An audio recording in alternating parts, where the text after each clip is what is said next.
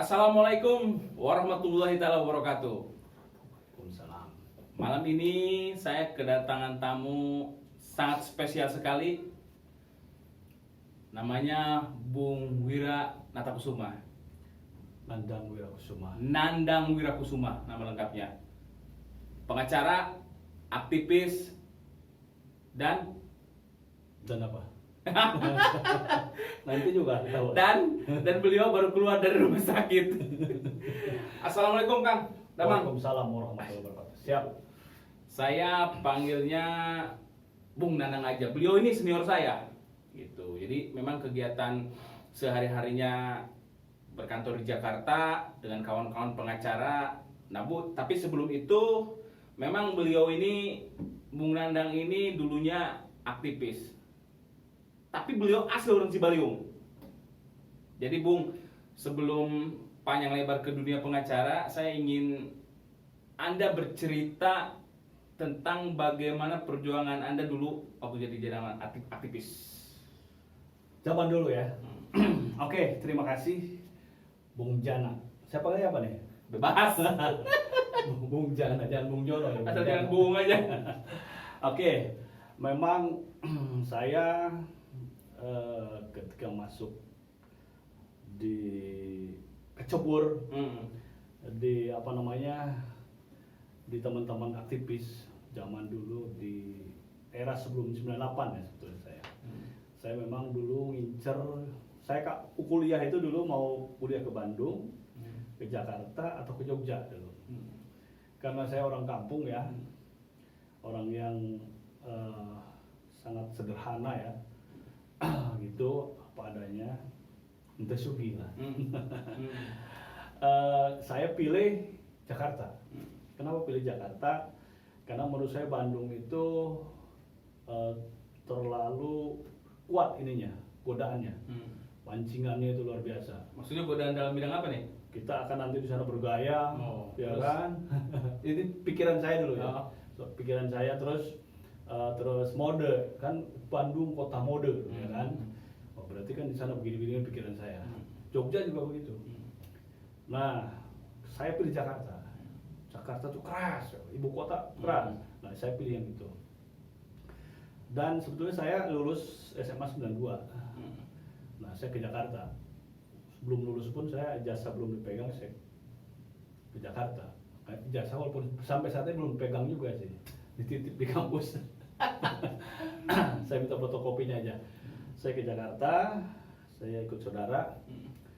Kemudian saya itu biasalah lihat-lihat Jakarta seperti apa, penyesuaian diri. 92 saya kerja, masuk kerja di Tanjung Priuk. 92 itu 92 93. Nah, saya tanpa sepengetahuan orang tua, saya daftar kuliah. Saya dulu sering lihat, sering baca buku, sering baca. Saya tertarik di salah satu perguruan tinggi di Pasar Minggu, namanya UNAS, Universitas Nasional. Nah, tapi walaupun saya di situ, saya pilihnya pariwisata waktu itu. Pariwisata Uni. Nah, pariwisata, tapi saya di situ nggak tahu atau ada bakat atau tidak. Saya dengan teman-teman ngumpulnya dengan anak teater. Saya mendirikan teater namanya Teater Ganta waktu itu. Teater Ganta, kita musikalisasi puisi, pentas, latihan. Saya pernah juga lantas dengan adiknya Repin Cek Nur atau MB Cek Nur dulu.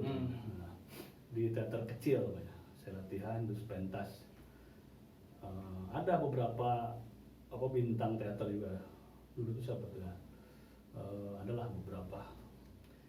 Nah, terus dari situ saya di kampus ini rupanya anak aktivis itu ngincar kita. Ngincar atau kalau misalnya dulu kan kalau ada yang potensi untuk melawan itu deketin. Zaman Orde Baru ya? Orde Baru, deketin. Nah, teater kita ini sering pentas. Akhirnya di kampus itu kita sering jadi tontonan di lapangan. Orasi segala macam. Jadi kalau saya lagi ujian pun pulpen itu saya simpen, saya tinggal turun ke bawah. Sehingga ada satu mata kuliah bisa 3 kali ulang. Itu sampai bosen tuh dosennya. Ulang lagi, ya nggak apa-apa lah. Jadi kusebul kan, bukan karena kubelet kan? Iya, Iya, Kusebul. Jadi di situ kita akhirnya anak-anak kita ini ikut demo sekali-sekali, demo di kampus, orasi segala macam dari teater itu.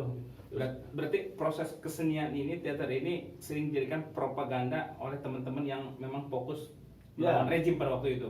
Karena orasi itu orang belum begitu berani dulu.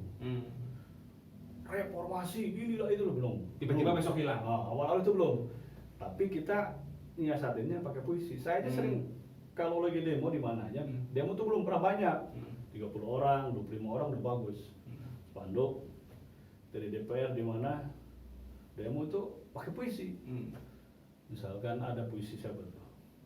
Wahai yang berdasi. Itulah banyak lah. Kalau yang nggak berdasi, enggak wahai gitu. Atau banyak lah pokoknya. Puisi-puisi itu akhirnya berbaur lah di situ, dan saya di UNAS itu alhamdulillah saya hanya hampir 3 tahun tapi tidak lulus. Itu udah 3 tuh. Saya nggak lulus. Pada akhirnya beres nggak sih? Nggak selesai yang itu. Nggak selesai. Nggak selesai. Terus dari situ saya tes di pindah ke mana ya? Tantular. Emput Tantular. Tantular. Itu 98 tuh. Lagi rame-ramenya saya pindah ke Tantular. Lulus nggak? Fakultas Hukum. Lulus nggak sih lo? Nggak selesai. Nggak selesai juga. Karena ribut sama dekannya waktu itu beda paham. Saya lebih cenderung gini Bung, pasti sering bangun siang ya juga. Nggak di kampus itu kan? Nggak juga. Itu saya sebetulnya pindah ke Tantular tuh. Saya Bukan mau bikin keris kan? bukan. Saya itu niatnya mau selesai, kesian orang tua, Iya. orang kampung ya. Gimana kuliah? Memang saya jarang minta duit, ya kan? Nggak tahu lah, pokoknya ada lah. Gitu. Jarang tadi Nah. minta tanah. Jarang minta duitnya atau kiriman. Nah, setelah itu di Emputan Tular saya nggak selesai. Pokoknya stuck 2 tahun tuh. Nah, Untirta itu, saya sih melewati beberapa fase dulu sebetulnya saat itu. Saya di 97 itu sempat ketangkap dan dipenjara ya. Itu sekitar 4 bulan bareng Ratna Sarumpait dan kawan-kawan tuh. 4 bulan itu. 4 bulan di Polda. Karena melawan Polda rejim. Salemba, iya. Di Ancol ditangkapnya. Namanya Indonesia. Bagaimana rasanya 4 bulan di penjara? Lumayan pusing itu awal-awal aja, seminggu 2 minggu. Lama kelamaan nggak mau pulang. Nggak mau pulang, asik. Asik. Jadi emang suasana belajar di dalam lebih enak gitu. Jadi Indonesia People Summit itu loh, yang sidang istimewa dulu tuh, apalah. Nah itu. Terus 97 ini saya tangkap di Hong Kong. Nah, itu ceritanya bisa sampai ke Hong Kong, kabur atau kemana? Di Hong Kong itu dulu kita ada undangan, kan ada WTO, World Trade Organization, tentang misalkan Indonesia menjadi salah satu anggota IMF, ya kan? Dan di situ kita kan menolak. Tahun berapa ke Cina? Hong Kong 97 98. Berangkat ke Hong Kong. Berapa orang waktu itu? Saya dulu ada Frankie, dua Frankie, si Rike, Oneng gitu ya. Rike Rike. dia Pitaloka. Terus teman-teman Bali, ada beberapa lah. Ada berapa orang kira-kira yang berangkat? Ada mungkin 20-an lah. Rencananya ke sana setelah beres langsung pulang lagi. Iya, di situ kan gabung dengan orang Korea, orang Hong Kong, orang Inggris, orang mana-mana, Thailand, Vietnam, banyak lah. Cina. Kayak konferensi kayak gitu. Nah, karena di situ kan sedang Indonesia ini kan negara berkembang, mau disejajarkan dengan negara-negara maju. Wah, kan kita belum waktunya nih, perdagangan bebas itu. Misalkan masa mereka boleh masuk dengan bebas ke sini, bersaing segala macam, kita belum siap bersaing. Jangan dulu lah Indonesia waktu itu, kan. Tapi ujung-ujungnya di Hong Kong ditangkap Karena memang kita ngelawan benar gitu, fight. langsung ditangkap. Belum berapa dua, aduh. Dibawa ke penjara. Kena gas air matanya tuh, kayak yang di Indonesia itu nggak ada apa-apanya gimana? Jadi ke Hong Kong memang mau Ya mau menolak itu. aksi berarti karena aksi. WTO. Dia ke Cibali dia mau ke Hong Kong. Lumayan Bung heboh. Wira yang punya. Lumayan heboh juga. Nah pulang dari sana, Nggak sempat dikurung di sana nggak? Dikurung Berapa hari? dengan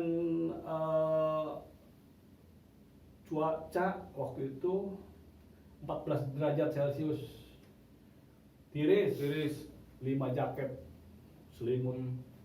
Dibawa ke penjara sempat. Di penjara di sana. Berhari? Muncul kita mah di Polres lah gitu. Oh. Itu 2 minggu. 2 minggu. Tamu dono kurang pati betahnya. Kurang betah. Tahan balik jauh. Oh, tiris. Karena waktu itu musim dingin. Tapi kalau di penjara di Hong Kong ingat nggak coba Leong? Ingat. Ingat banyak. Karena memang berita lumayan waktu itu. Hmm. Berita kan ramai. Saat itu. Nah, pulang dari Hong Kong selesai. Zaman Nggak ada pesantren. SBY Pak Megawati masuk lagi itu. Jadi 3 kali di Indonesia, sekali di Hong Kong kan. Alhamdulillah lah itu pengalaman lah ya. Waktu SBY sempat dikurung Sempat. juga. Berapa bulan? Kalau itu sebentar, cuma 2 minggu karena 2 minggu. sempat dibebaskan. Ya, Bung, sebetulnya dari gerakan-gerakan Bung Wira ini apa sih perjuangan yang sangat fundamental gitu? Karena spirit ini kan kalau yang saya lihat kan spirit yang sangat luar biasa kan, spirit yang kalau saya lihat sampai hari ini spirit yang tidak putus itu. Gitu.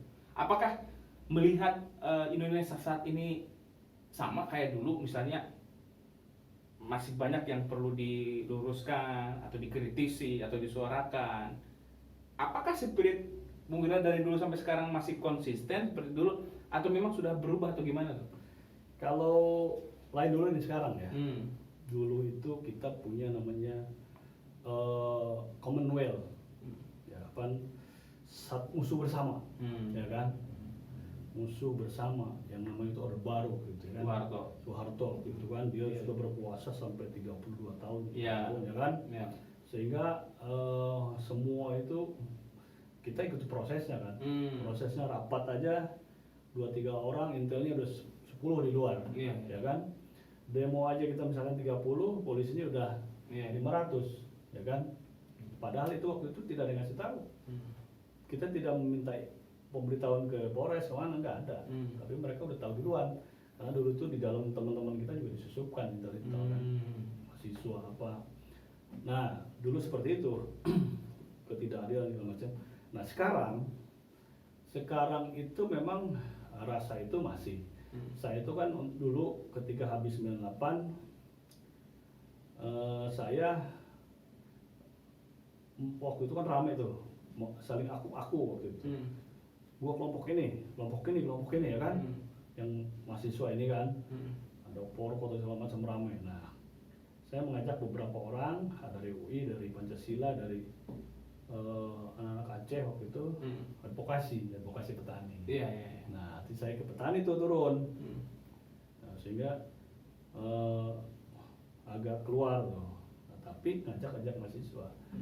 Nah, kalau dibilang tadi misalkan rasa apa namanya tadi kritisnya, daya kritisnya masih, ya tentunya kita masih lah. Artinya cuman sekarang kan udah banyak berpikir 1, 2, 3 ya, karena memang pertama usia kita sudah cukup lumayan, nah, kan, kemudian kita sudah berkeluarga, sudah punya anak, ya kan. Jadi sudah mulai banyak pertimbangan, tetapi bukan berarti kita ideal, ya kan. Cuman suasana juga berbeda juga, politisnya juga kental, ya kan. Kita sekarang bisa memilih-milih, ada gerakan ini apa nih, ya kan. Kalau yang tidak benar ya kita objektif, kita katakan ya udah tidak benar, ya kan. Yang benar kritiknya oke. Tapi sekarang ini memang harus banyak dikaji. Ketika ada hal-hal kita nggak ikut aja, kita kaji sendiri, ya kan. Oh iya, ini begini bagus, kita ikut. Tapi kan memang saya tidak keluar dari lingkaran teman-teman gerakan saya di Jakarta itu. Saya dengan Pro Demokrasi. Saya salah satu sekjen PAPD, Perhimpunan Advokat Pro Demokrasi, ya kan. Itu saya tidak keluar dari gerakan. Cuman di situ kan orang daya kritisnya pada tinggi semua. Di grup itu luar biasa. Cuman saya memang agak membatasi aja sedikit-sedikit gitu kan. Cuman kita tetap masih daya kritis. Cuman tidak seperti dulu lah. Tidak seperti dulu. Artinya masih ada pertimbangan, masih ada pengkajian segala macam. Kalau dulu kan udah jelas musuhnya berat. Kalau sekarang kadang-kadang harus kita pertimbangkan dulu, jangan-jangan begini, jangan begitu, ya kan? Itu Pak. Bung, kalau melihat apa yang tadi disampaikan, ini apa namanya, advokasi para petani kan, Ya. gitu. Apakah mereka di advokasi persoalan lahan biasanya atau persoalan apanya? Jadi begini, dulu itu kan kita petani tanpa tanah, Hmm. ya kan banyak petani, ada buruh tani, ada petani benar yang tidak punya tanah ya. Tapi sementara banyak petani yang tanpa lahan, ya kan. Nah dulu itu memang saya punya keyakinan yang luar biasa tentang kebenaran. Mereka datang ke saya, dia cerita, kemudian saya kaji, ya kan. Saat itu saya belum pengacara, saya kaji, saya pelajari. Oh ya, secara hukum, secara perdata ini benar dan perlu diperjuangkan. Saya perjuangkan dengan teman-teman, saya tularkan ke teman-teman lain, ya kan. Anak UI, anak Pancasila, mereka ikut, dan mereka pun ikut kajian. Kita bergerak. Memang ada beberapa yang faktanya benar. Kajian saya itu sampai sekarang. Cuman memang ya dulu karena banyak orang ya. Walaupun misalkan kita dalam kelompok itu bisa dipecah, ya kan, sehingga beda paham, akhirnya perjuangan itu menjadi terbengkalai, menjadi lemah, segala macam biasa ya. Nah, gitu. Jadi sehingga pecah, diserang gitu macam.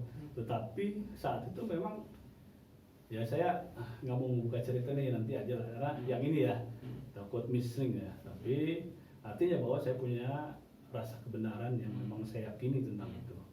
Dan sekarang pun saya masih bantu mereka. Tapi saya sebagai seorang pengacara, ada yang ditangkap, saya dampingi sebagai pengacara. Dulu saya sebagai mahasiswa ya kan, sebagai pendamping biasa, tapi saya sudah pengacara. Saya kaji hukumnya juga. Saya sudah memahami beberapa hal, fakta-fakta ini. Sebetulnya memang perjuangan saya itu benar waktu itu. Ya kan? Berarti sekarang masih tergabung di LBH dengan teman-teman? Saya memang sebelum saya bikin kantor sendiri di Jakarta, saya memang bikin LBH. Bikinnya LBH ya, jaringan akar rumput, jarum, LBH jarum, akar rumput, hak asasi manusia ya kan. Itu.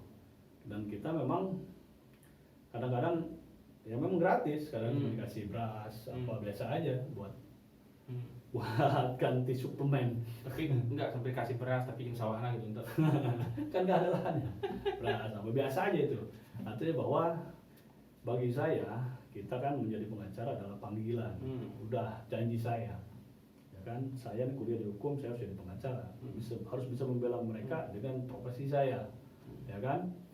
Dari situ kita bela tanpa ini kan berproses Pak. Berproses. Nah, akhirnya saya juga harus makan dong. Saya buka kantor profesional saya Jakarta. Jadi jadi ada yang bayar enggak. Jadi kalau saya dikenalin sama teman-teman itu pengacara subsidi silang. Subsidi silang itu ada yang punya duit, sini lo duitnya, ya kan?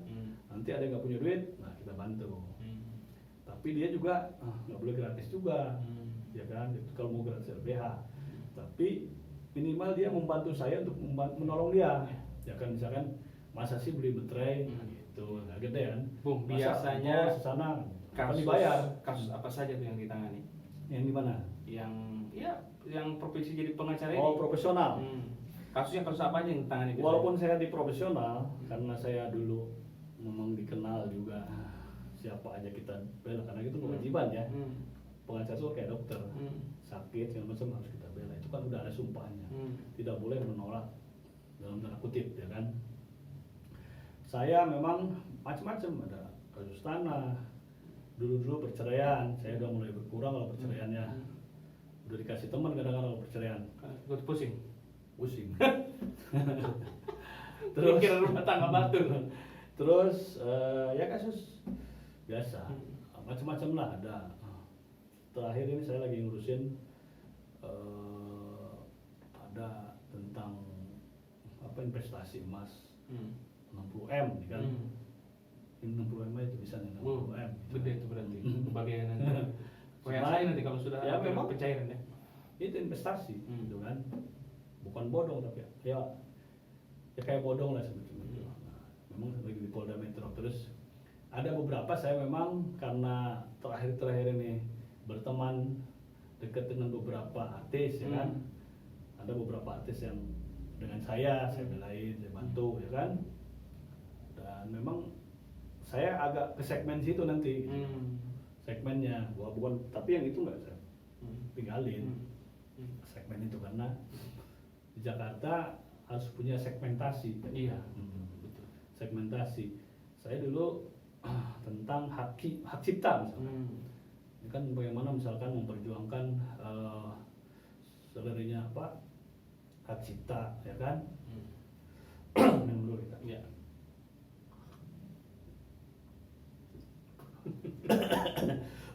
Masih saya batuk. Ya itu. Bung Wira, Anda kan sempat terjun juga di politik. Ya. Tapi saya tidak ingin bahas itu lebih lebar. Cuman mungkin kan Aduh rada gatel. kemajuan di kita nih di Pandeglang ini kan tidak luput dari kebijakan politik. Ya. Kalau melihat Pandeglang saat ini gimana sih? Jadi begini, Sebagai pribumi kan, sebagai orang lokal. saya itu dulu memang anti masuk partai tadinya. 97, 98 tuh saya nggak tertarik sama sekali. Karena dulu kita nggak sering demo DPR ya. Ini udah DPR begini udah males gitu kan. Nah tapi memang faktanya kebijakan itu lahir dari politik ya kan. Iya. Undang-undang lahir dari politik. Betul. Bahkan misalnya anggaran mulai dari politik ya kan. Betul. Nah saya lupa saya tahun berapa itu Hanura itu ya. Saya ada yang ngasih tahu karena Hanura itu Pak Wiranto. Saya dulu 9 berapa itu masih suka diintelin sama Wiranto. bukan intelin tentara intel itu masih kan masih bergerak di sini pertanian ini kan. Terus saya masih diintelin ya kan karena masih dianggap begitulah ya kan oleh mereka. Nah saya dikasih tahu udah kamu masukin aja lah masuk partai. Partai apa? Partai Hanura tuh tuh biar aman. Oh yaudah, yang penting baru kan ya. Saya mau kalau baru saya mau. Padahal saya waktu itu PDI udah mau ditarik. Saya kan dulu deket sama orang PDI itu kan. Masuk, saya membangun benar dari nol tuh Hanura, ya kan. Nah, pikiran itu saya benar. Saya kembali lagi, oh iya, semua dilahirkan dari politik. Saya rasionalisasi itu kan. Nah, karena berpartai ya harus nyalon, ya kan. Berpolitik harus nyalon, berarti harus jadi. Saya pertama kali pemilu itu hampir jadi, hampir, karena nggak punya. Saya sempat didatangi beberapa orang dari tanda kutip penyelenggara, bang begini, gua ini nggak ada duit, sejadi-jadi aja lah, nggak bang begini ada potensi nih, ya kan? Karena suara saya hampir 7.000 waktu itu, dengan modal hanya 20 juta juga enggak. Luar biasa tapi itu. Iya, hanya modal 20 juta juga enggak, tapi saya dapat 7.000 lebih waktu itu. Nah, yang menang itu teman saya 7.000 sekian. Ya kan nggak tahu Tipis ya? sekian itu dari mana kan? Apakah kalau saya perjuangan mungkin sekian itu punya saya. Nah, di situ saya nggak punya uang dan nggak ada saksi, saya nggak punya saksi. Kadang-kadang kalau kepikiran sekarang, bodoh amat ya gue, ya kan? Coba lu sini nih, nanti ngutang dulu atau pinjam dulu kemana dia. Itu kan katakanlah permainan di ujung saya Ya. banget kan. Cuman kan saya memang dulu punya ketika saya mencalonkan itu punya pemikiran yang sangat ideal Iya, sebetulnya, iya. tentang bagaimana membangun daerah. Iya. Saya pikir pemikiran saya itu banyak juga di kalangan masyarakat, ya kan. Terus satu oke, mungkin saya gagal karena nggak ada duit, saya nyalon lagi, ya kan. Nyalon lagi, saya masih punya pikiran positif bahwa masyarakat juga mau berubah mulai putra daerah. Karena dari dulu tuh provinsi itu nggak ada orang-orang kita, orang sini nggak ada. Mungkin sekitar sini nggak ada, ya kan? Betul. Dari luar semua, impor semua kan.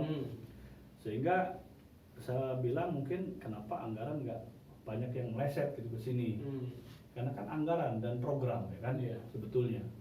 Kalau pengaruh gitu kalau ada orang sininya mah. Tapi kan saya begitu faktanya di lapangan orang luar lagi menang gitu. Kenapa? Karena memang hal sepele aja ya. 10.000, 30.000. Saya juga memang tidak pernah banyak uang tentang ini. Dan walaupun ada uang, saya memang ingin mencoba gitu loh, bahwa tanpa uang bisa berhasil, ya kan? Ya dapat suara, ada juga yang milih gitu loh. Tetapi ya karena kalah suara ya. Jadi kadang-kadang dia bilang begini, teman-teman, udahlah, yang penting bagaimana caranya masuk dulu, mau dapat nyolong suaranya dari mana segala macam, yang penting jadi, mau bener ya bener, enggak gitu. Berikutnya, yang penting jadi dulu bagaimana caranya. Tapi pikiran saya itu harus dimulai dari yang benar gitu. Nah sekarang kalau kapok sih enggak saya sebut, kapok lah, hampir katakan kapok untuk nyalon, malas gitu loh. Makanya saya nggak masuk partai manapun, udah lama nih. Saya mundur dari partai, saya fokus di acara. Yang terakhir di Nasdem mundur. Nasdem tuh saya nggak masuk jadi ngurus, cuma nyalon, pinjem kendaraan. Karena saya dipaksa di Hanura untuk nyalon. Saya waktu kan tenaga ahli di provinsi. Kamu nyalon, saya ganti jadi tenaga ahli. Hari ini lu ganti, lu nggak mau nyalon di Hanura. Karena waktu itu kan ada masalah internal ya. Ganti, lu ambil, lu nggak mau. Nggak mau nyalon, ya kan? Dilepas tuh, memang diberhentikan, terserah, ya kan? Kalau memang nggak mau nyalon, baru lumayan gaji, cuman biasa-biasa aja 9 juta waktu itu. Nah, setelah itu saya ada yang ngajak, udah bang nyalon aja. Di mana? Nasdem, tanpa mahar, mulai dah. Masuk, ternyata memang nggak dapat banyak, sedikit, kalah jauh karena memang harapan saya tidak sama dengan ekspektasi saya, pemikiran saya bahwa masyarakat itu ingin punya putra daerah yang jadi di provinsi, diharapkan dikasih beban untuk membangun daerahnya, nggak ada, ya kan? Ya nggak tahu deh, ya kan? Tapi saya tahu kalau sudah duduk di provinsi itu minimal dia bisa membawa beberapa program lah. Pandeglang ke wilayah zona kita, minimal reses saya bisa pas itu dari situ. Memang itu politik, jadi rada leles ya. Lantaran memang ya kalau melihat Pandeglang hari ini gimana? Pandeglang hari ini ya begitu. Kalau memang yang saya sebut tadi apa sih namanya itu, saya selalu bilang bahwa saya dulu kemarin itu saya mendukung, pertama saya jadi kuasa hukumnya Kristianto ya, dari independen, kan nggak mau partai, ya kan? Alhamdulillah di tengah-tengah berhenti, stop, karena memang syaratnya kurang, padahal dukungan lumayan, ya kan? Harapan juga lumayan. Kemudian saya jadi kuasa hukumnya Tony, nomor 2 waktu itu, dari pengacara Tony, tim nomor 2 melawan dinasti, saya sebut dinasti. Kalau masih ada kelompok itu ya, saya rasa Pandeglang yang lain tidak tembus, susah, ya kan, masih dikuasai aja. Iya. Jadi ya susah lah pokoknya. Lo kalau nggak milih ini kondisikan, ya kan, itu fakta itu. Jadi Dan sebetulnya kekuasaan itu harus diperalihkan. nah, makanya saya gantian, nggak apa-apa. Tapi gantian nanti malah si anunya kan, anaknya, ya kan, ya sah-sah aja sebetulnya. Tapi gimana ya, yang lain nggak tembus sebetulnya. Mungkin ini lebih baik dicoba, ya kan, nanti Bung Jana, ya kan, siapa putra daerah. Nah kita harus memunculkan putra daerah, ya kan, ya harus lebih bagus. Misalkan Cibaliung sama mana kolaborasi. Tapi kan ini bro, ini bro, Pulus. Oke Bung, kita geser lagi. Anda 12 hari di rumah sakit Bogor karena COVID. Bisa diceritakan kepada masyarakat Cibaliung, bagaimana tiba-tiba kena COVID sampai dirawat inap secara intensif Ya. 12 hari. Kita kan sering komunikasi nih. Saya bilang Sambil minum Tam, lagi. kumaha batuk-batuk cina, aya sesek dan lain-lain. Coba didongengkan ke dulu orang yang dulu Oke, supaya harus- bisa menjaga Ini pasti lah sekarang ini. Jadi begini, saya kemarin antara sedih, bahagia, senang, terharu. Alhamdulillah, ucapan itu yang pertama saya ucapkan ketika saya keluar oleh dokter. Silahkan pulang Pak. Kan? Memang saya ceritakan dari awal. Saya adalah orang yang sangat nurut dengan himbauan pemerintah tentang menjaga apa itu protokol kesehatan. protokol kesehatan. Saya tinggal di Jakarta, ya di satu tempat yang menurut saya aman, safety. Turun jarang, belanja pun kadang pakai GoPay kan, pakai itu, ya kan.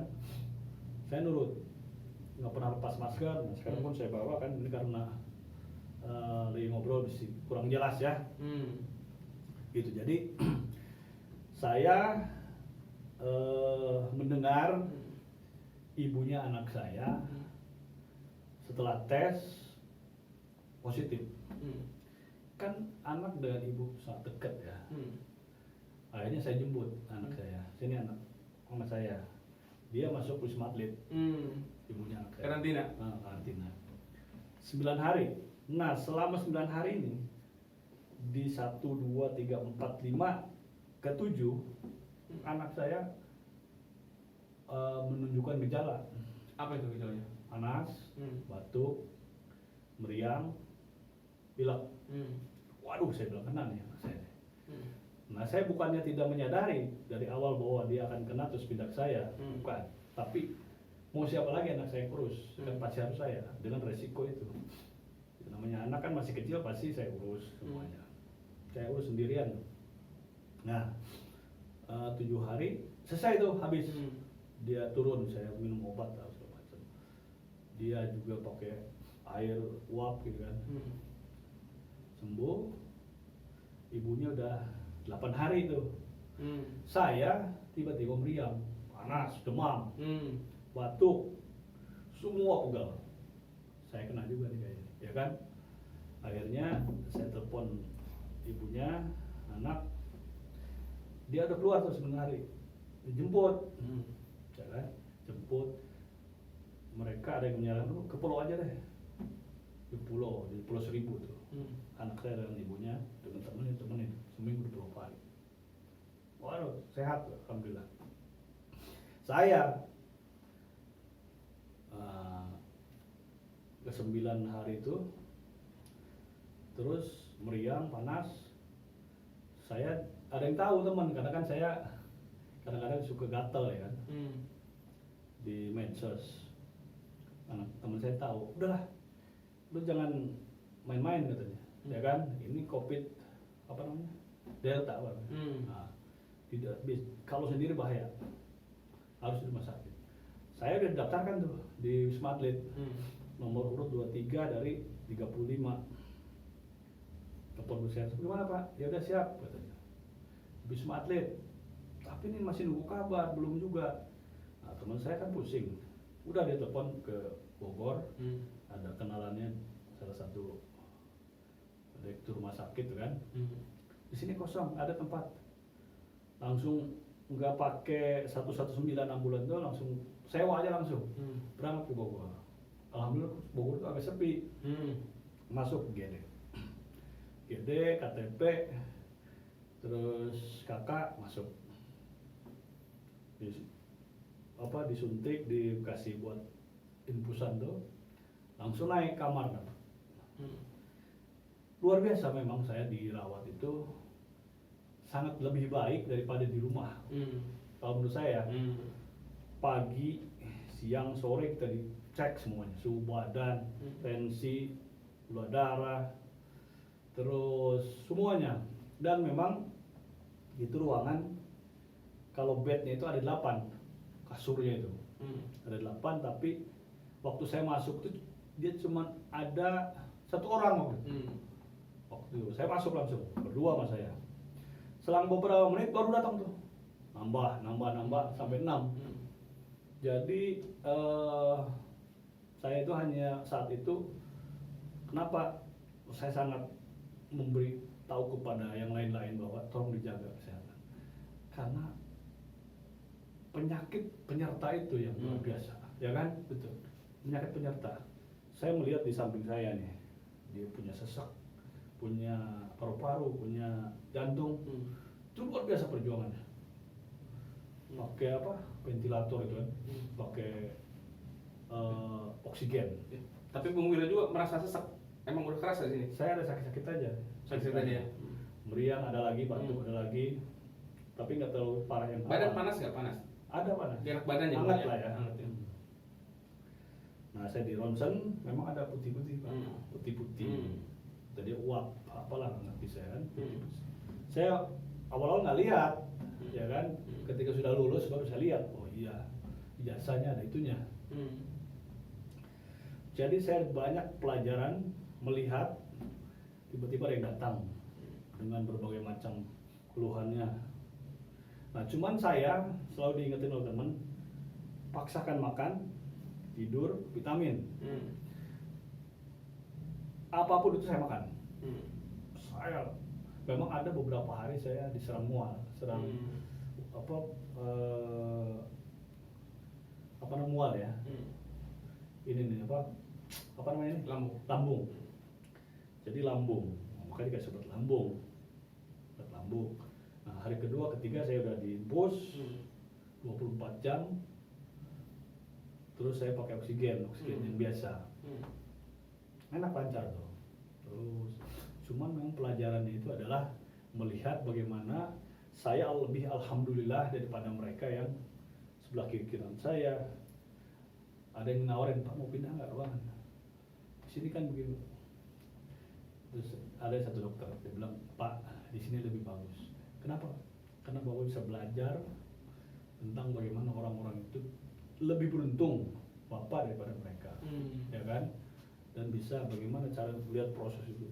Sebelah saya tuh ada yang udah luar biasa, dan dia kalau misalkan dia tidak bisa ditangani sehari 2 hari masih pakai alat segala macam semua tuh langsung turun ke ICU. Dan saya tanya kabarnya mendahului Lewat ya. Kaget astagfirullah. Tapi ketika terakhir diputuskan untuk pulang, gimana ceritanya? Saya dites lagi. Di hari keberapa itu saya dites lagi sekali. Nah, kan besoknya keluar, Pak bagaimana hasilnya dok? Masih positif Pak, masih positif. Ronsen lagi.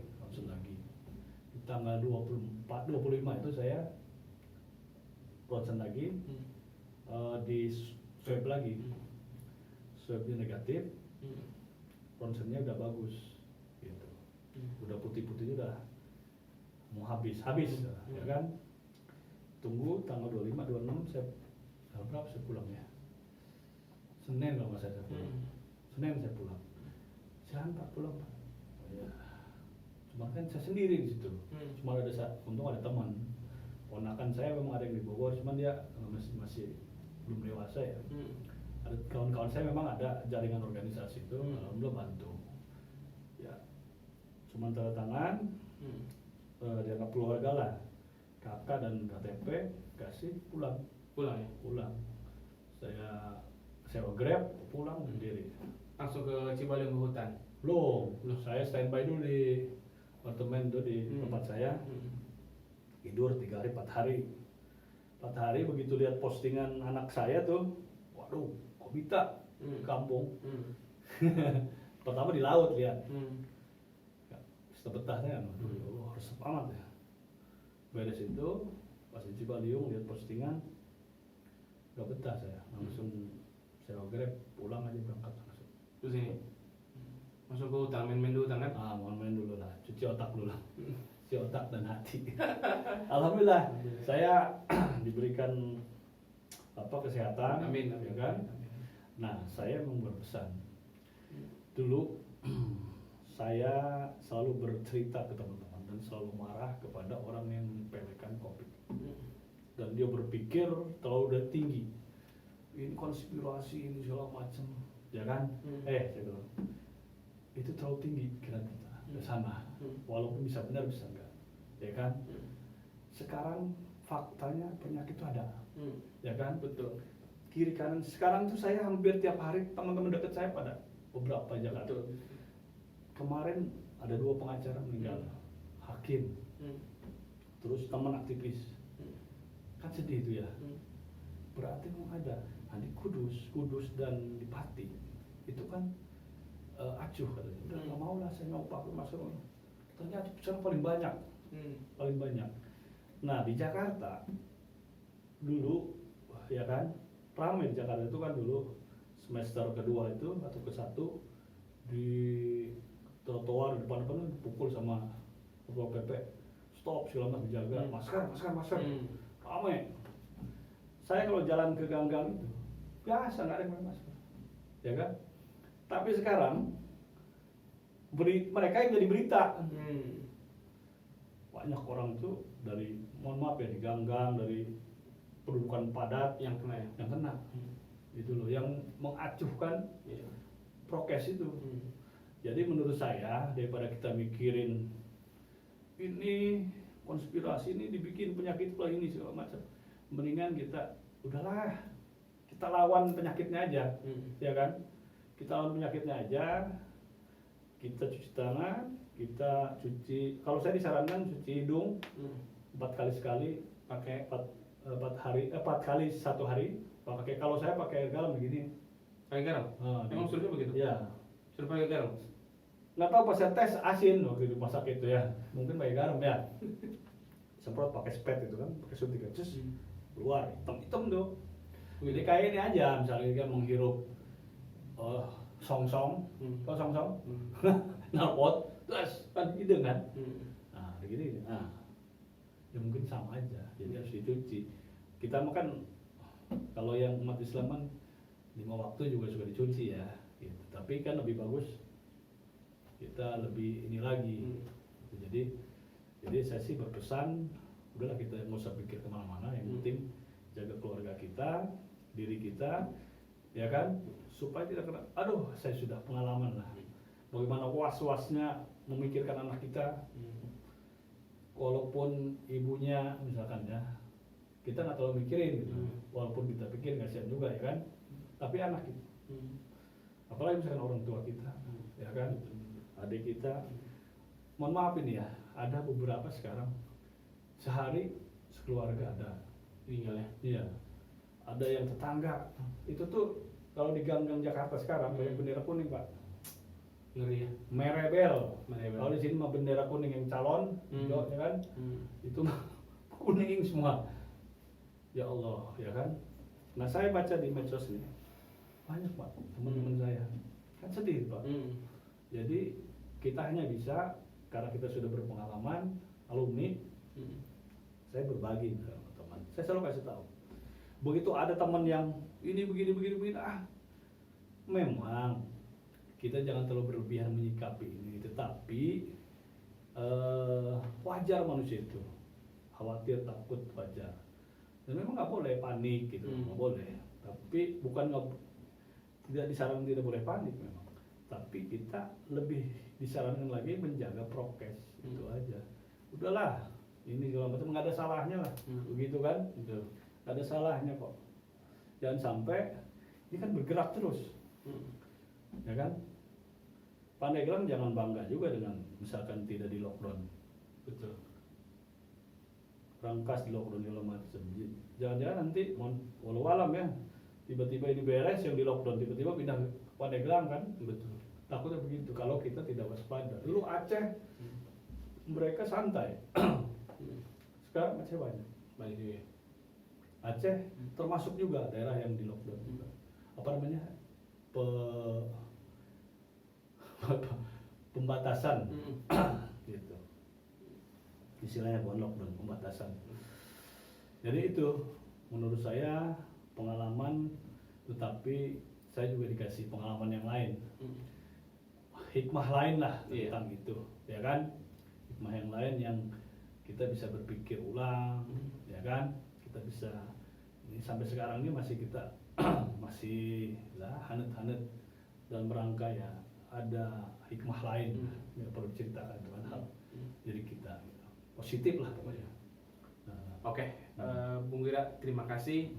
Kita tadi sudah ngobrol panjang, mulai dari seputar perjalanan aktivis beliau sampai ke pengacara, pernah singgah di partai, pernah singgah di rumah sakit karena COVID, gitu. Tapi mudah-mudahan kita semua diberikan keselamatan oleh Allah Amin. Subhanahu Wa Taala.